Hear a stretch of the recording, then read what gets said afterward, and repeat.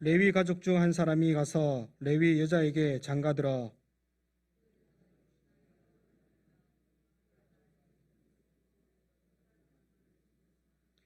더 숨길 수가 없게 되매 그를 위하여 갈대 상자를 가져다가 역청과 나무 진을 칠하고 아기를 거기 담아 나일 강가 갈대 사이에 두고 바로의 딸이 목욕하러 나일강으로 내려오고 시녀들은 나일강가를 거닐 때에 그가 갈대 사이에 상자를 보고 시녀를 보고 보내어 가져다가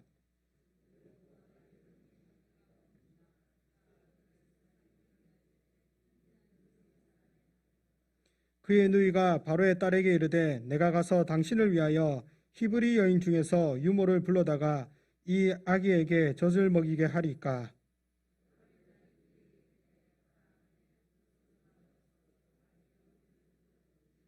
바로의 딸이 그에게 이르되 이 아기를 데려다가 나를 위하여 젖을 먹이라. 내가 그 삭을 주리라. 여인이 아기를 데려다가 젖을 먹이더니 그 아기가 자라매 바로의 딸에게로 데려가니 그가 그의 아들이 되니라. 그가 그의 이름을 모세라 하여 이르되 이는 내가 그를 물에서 건져내었음이라 하였더라. 아멘. 이 시간 전도사님 나오셔서 하나님의 말씀 증거해 주시겠습니다.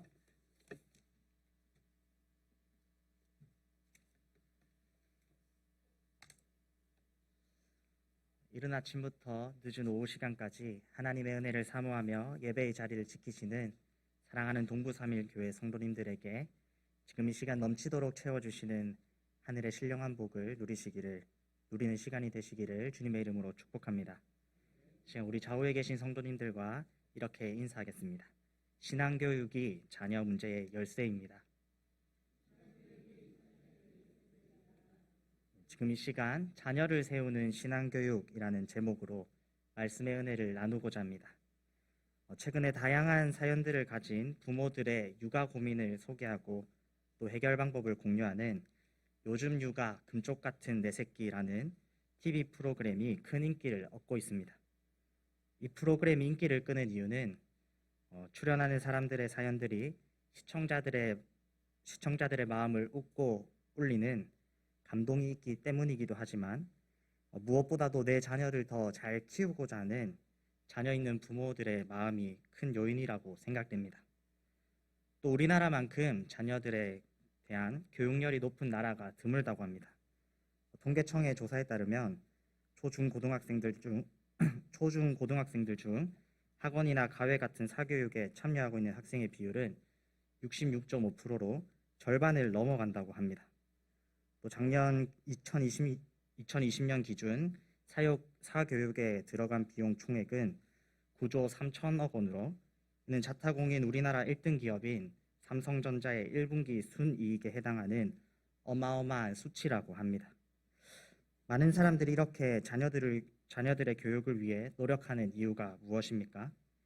저는 다 알지 못하지만 아마도 자녀들이 더 나은 미래를 맞이하기를 원하고 또 좀 더 행복한 삶을 살기 원하는 그 마음 때문이라고 생각합니다. 이같이 자녀를 위하는 부모의 마음보다 아름다운 것은 또 없을 것입니다. 그런데 우리가 생각해 보아야 할 것이 한 가지 있습니다. 심리적, 정서적인 지원과 양질의 교육을 받을 수 있도록 하는 것만으로 그 자녀가 온전히 서도록 할 수 있는지입니다. 진정으로 우리의 자녀들이 바로 서기를 원한다면 다른 것보다 더욱 중요한 교육이 필요합니다. 바로 신앙교육입니다. 사회적으로 또 경제적으로 성공하고 자신의 꿈과 자아를 실현한다고 하더라도 그 마음에 예수님을 믿는 믿음이 없다면 모든 것이 헛된 것입니다. 그래서 세상의 부와 명예를 모두 누려본 지혜로운 전도자는 전도서의 말씀을 통해 헛되고 헛되니 모든 것이 헛되도다 라며 하나님 없는 세상 것은 곧 사라져버리는 연기와 같다고 이야기했습니다. 그리고 사도 바울도 이렇게 이야기했습니다. 함께 빌립보서 3장 8절의 말씀을 보겠습니다. 또한 모든 것을 해로 여김은 내 주 그리스도 예수를 아는 지식이 가장 고상하기 때문이라.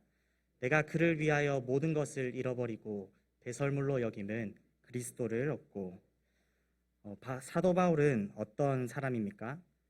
사도 바울은 가말리엘의 문화에서 배움을 받았던 자였습니다. 성경은 가말리엘이 모든 백성들의 존경을 받는 율법 교사였다라고 기록하고 있습니다. 또 사도 바울 스스로도 가말리엘의 문화에서 우리 조상들의 율법의 엄한 교육을 받았다고 이야기합니다. 말하자면 사도 바울은 유명한 스타 강사에게 고액의 VIP 과외를 받은 그런 사람이었습니다. 그리고 스데반을 돌로 친 증인들이 바울의 앞에 옷을 벗어두었음과 교회를 잔멸하는데 사도 바울이 앞장섰음은 사도 바울이 유대인들의 공회에서 어느 정도 지위가 있는 높은 사람이었음을 보여줍니다. 이처럼 사도 바울은 소위 이야기하는 엘리트 교육을 받은 화이트 칼라에 속한 사람이었습니다. 실로 바울의 삶은 모두가 원하는 이상향이지 않습니까? 그런데 그런 사도 바울이 우리 주 예수 그리스도를 아는 것이 가장 좋은 것이며 세상 모든 것이 예수님을 믿는 믿음에 비하면 하찮은 배설물에 불과하다고 이야기합니다. 사랑하는 성도 여러분, 자녀들에게 좋은 것을 주기 원하십니까? 자녀가 바로 서고 더욱 밝은 내일을 맞이하기를 원하십니까? 그렇다면 무엇보다도 자녀가 하나님 앞에 믿음으로 온전히 설 수 있도록 양육하시기 바랍니다. 믿음으로 자녀를 양육하는 것은 그리스도인이 지켜야 할 성경의 명령인가 신앙교육이 여러분들의 자녀를 가장 좋은 길로 인도하는 것이고 온전하게 세울 수 있는 유일한 길임을 기억하시기 바랍니다. 오늘 본문은 자녀를 신앙으로 아름답게 길러낸 한 어머니 요게벳의 모습을 보여주고 있습니다. 요게벳의 신앙교육을 통해 모세는 구약에서 가장 큰 선지자라고 일컬음을 받는 놀라운 은혜를 맛보게 되었습니다. 오늘 본문의 말씀을 통해 자녀들을 온전히 세우는 신앙교육이 무엇인지에 대해서 살펴보도록 하겠습니다. 어떻게 자녀들을 교육해야 합니까? 먼저 믿음의 눈으로 자녀를 보아야 합니다.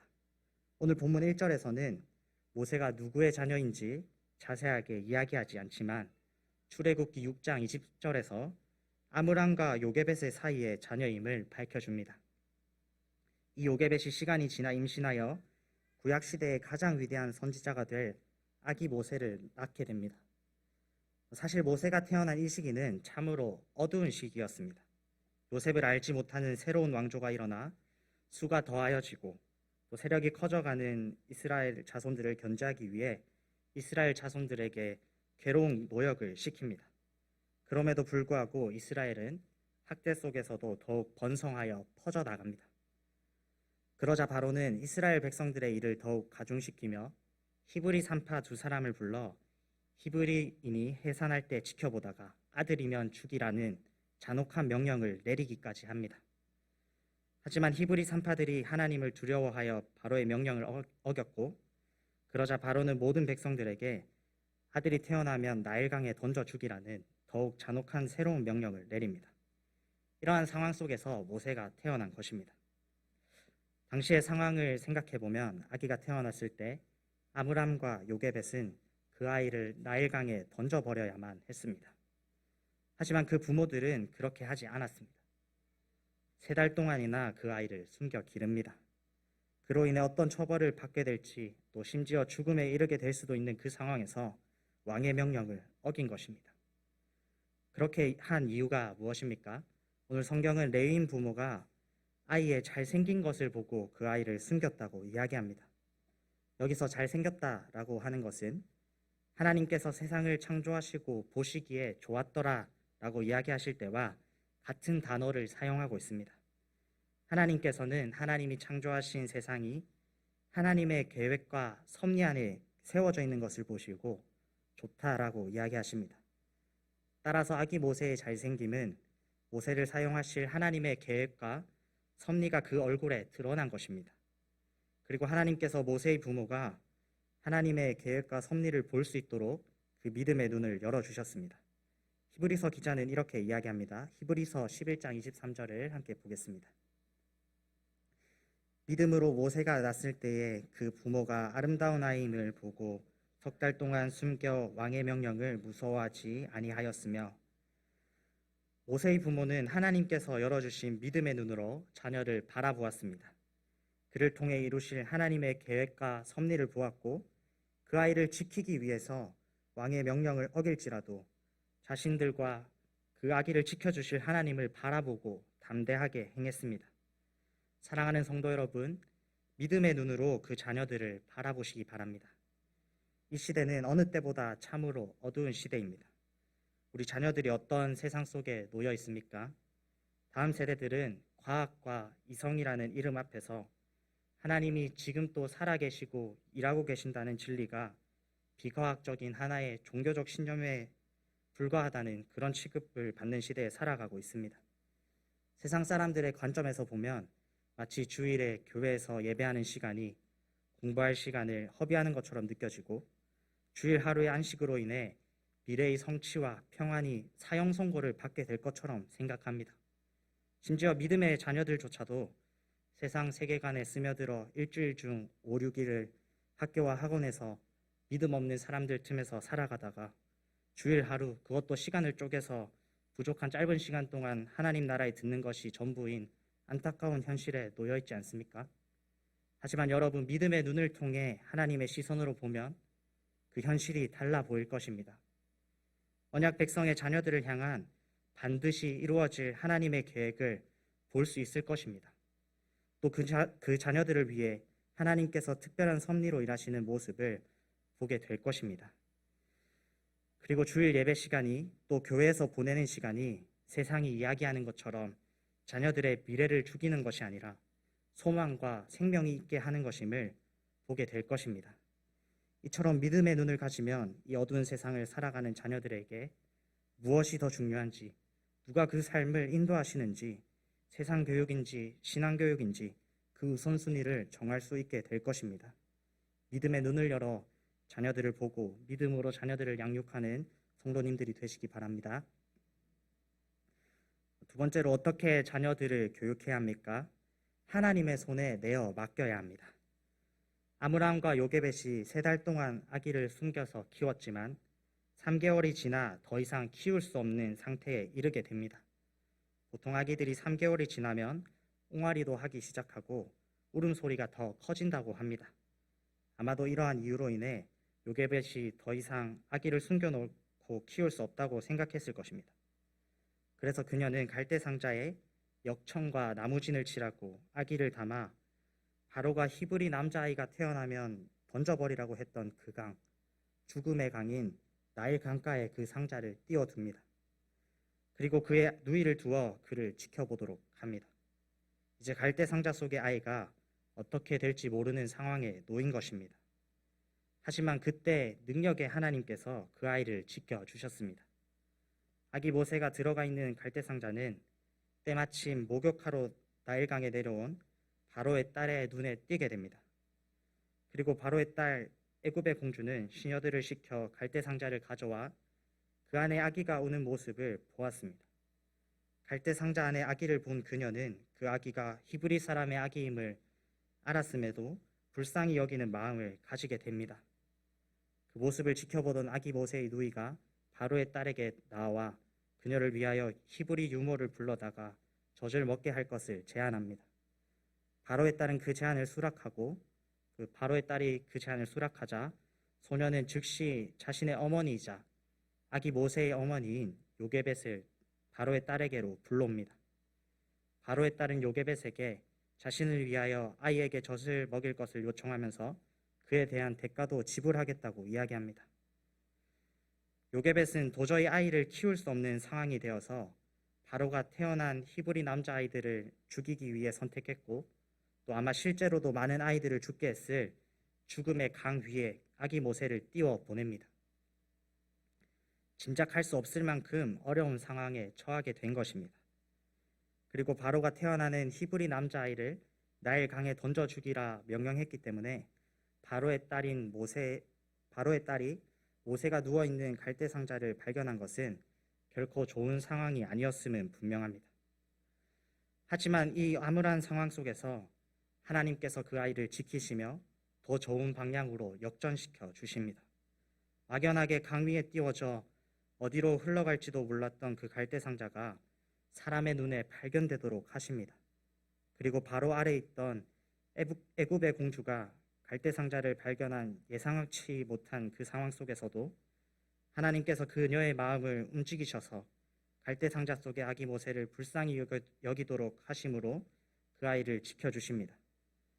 뿐만 아니라 모세의 누이를 통해 어머니 요게벳이 유모가 되어 공주로부터 삭까지 받으면서 친아들을 양육할 수 있도록 하십니다. 한순간도 긴장을 풀 수 없고 두려워하며 숨겨 키웠던 아기를 이제 공주의 보호 아래서 대가까지 받으며 마음 놓고 기를 수 있게 된 것입니다. 이처럼 하나님은 우리의 능력 없음으로 어쩌할 수 없는 상황을 역전시키는 능력의 하나님이십니다.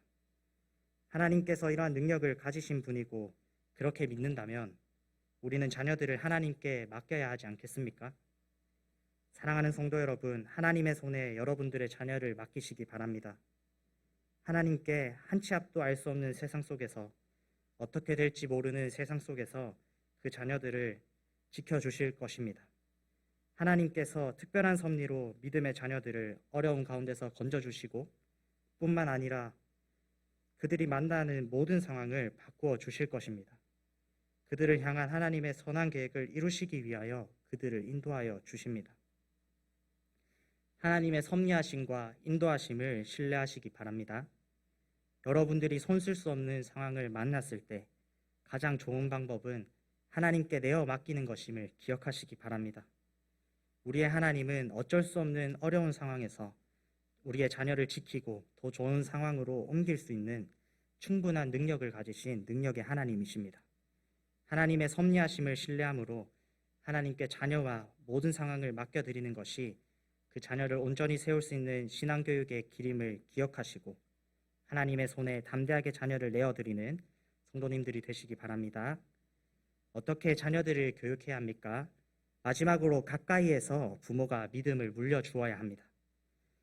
하나님의 섭리하심과 특별한 인도하심으로 인해 요게벳은 애굽 공주의 부름을 받아 안전이 보장된 상태에서 자신의 친자식 모세를 가까이에서 양육할 수 있게 되었습니다.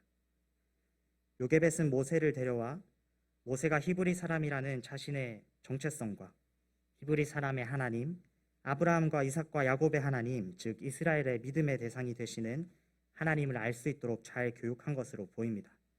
오늘 본문 이후인 11절 이하에서 모세가 장성한 후에 나가서 고되게 노동하고 있는 히브리 사람을 형제라고 생각하며 그들의 아픔에 깊이 공감하는 것과 서로 다투고 있던 히브리 사람들을 향하여 동포라고 이야기하는 모습에서 모세 스스로 자신이 히브리 민족의 사람이라는 정체성을 인식하고 있었음을 알 수 있습니다.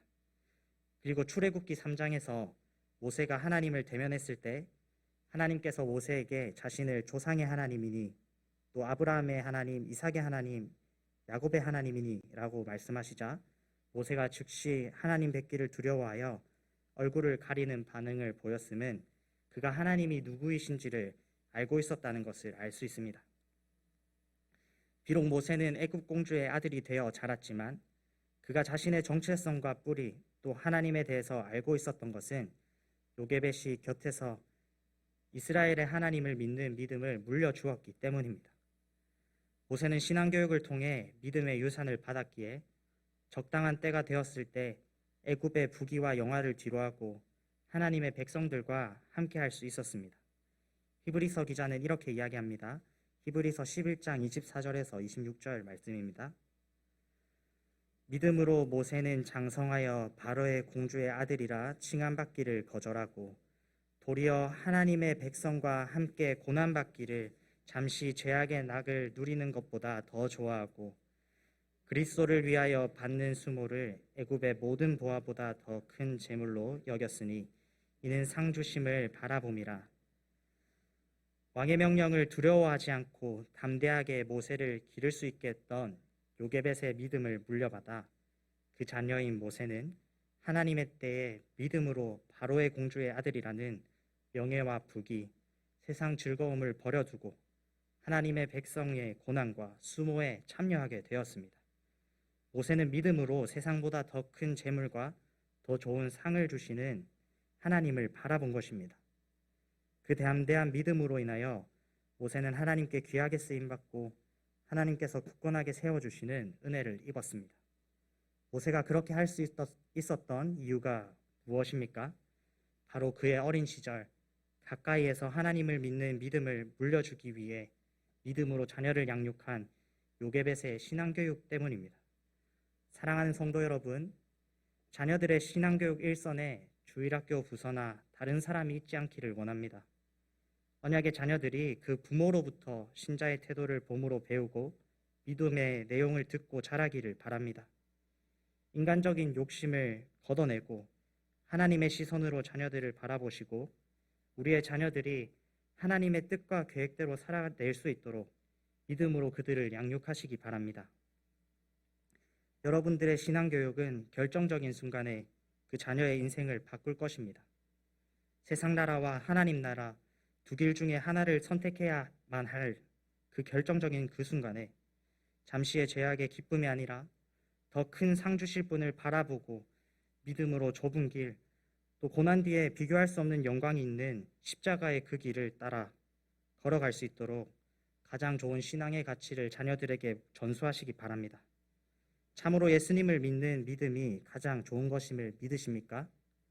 그렇다면 동부삼일교회 성도님들이 소유한 가장 좋은 것인 믿음, 하나님 나라의 복음이라는 신앙의 유산을 다음 세대의 자녀들이 이어갈 수 있도록 하시기 바랍니다.